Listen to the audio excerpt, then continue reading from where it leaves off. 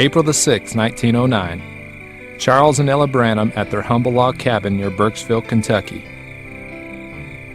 Little did the young couple know that early that morning, at the birth of their firstborn son, God would visit them in the form of a pillar of fire.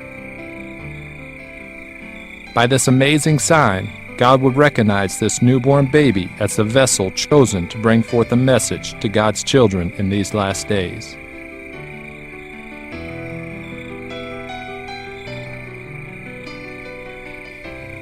We lived way back in the hills of Kentucky, close to the Cumberland River on the Tennessee line.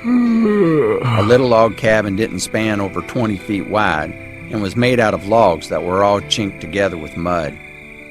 Our dining room consisted of an old stump that Dad had cut and made into a table, and a complimentary little bench he made for us kiddies to sit on. On the other side of the cabin, we had our sleeping quarters. All of us boys would climb up in the little loft where Mom and Dad laid a straw tick down to make it comfortable for us. When it would rain or snow, Mom would put a piece of canvas over our blanket to keep us dry, as the weather would just pour through the roof. Mom was half Indian and was accustomed to living in the conditions we lived in. Her father was the greatest hunter I ever knew. Many times he would trap raccoons and take the grease he rendered from the fat and give it to Mom. That was the cure all around our house while I grew up. When we got sick, we'd take this coon grease for our medicine.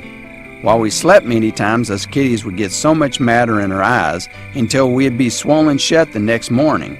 But Mom would just rub a little of that coon grease on them, and believe it or not, in a few minutes they'd open right up. I can hardly think of those boyhood days before I break down in my heart. There was truly no days like that. It holds some of the greatest memories of my life.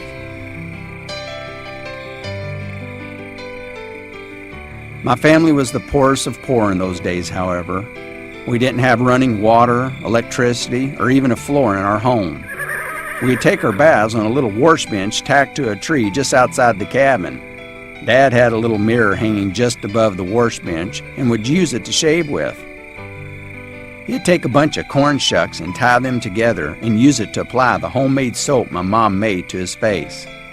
I remember he had a big straight razor he'd shave with and would dry his face with the burlap towel Mom made for him.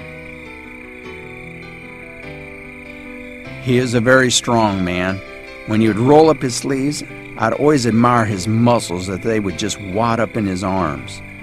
He was a logger by trade and could load a 950-pound log into the wagon all by himself. But as tough as he was, he sure softened up like a teddy bear a few days before Mom was due to have her first baby. He was determined to make everything just perfect for Mom. He even bought a brand new pair of overalls for the event.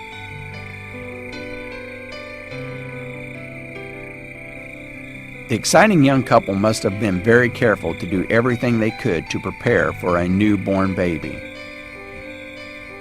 Nothing, however, could prepare them for the outstanding miracle that would soon take place within our home.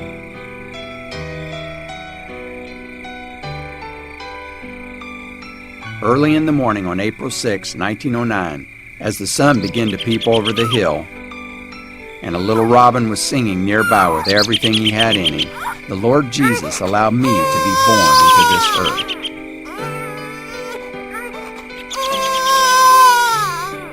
After the midwife had handed me to my mother, she opened the window on the cabin door to shed enough light for Mother to see what I looked like. But as soon as she pulled back the window, the pillar of fire came whirling into the room and settled over where I was. In the presence of this supernatural being, my parents and the mountain people were very disturbed and did not know the meaning of this supernatural event. They were very superstitious people to begin with and began screaming and crying as they had never experienced anything like this before. This same pillar of fire that hung over me when I was born would lead me and speak to me all the days of my life. He was the one who spoke to me from a tree when I was a young child, saying I would live near a city called New Albany, Indiana. He was the one who later told me never to drink, smoke, or defile my body in any way. He was the one I met in person when he commissioned me to pray for the sick, saying, if you get the people to believe you and be sincere when you pray, nothing will stand before your prayers.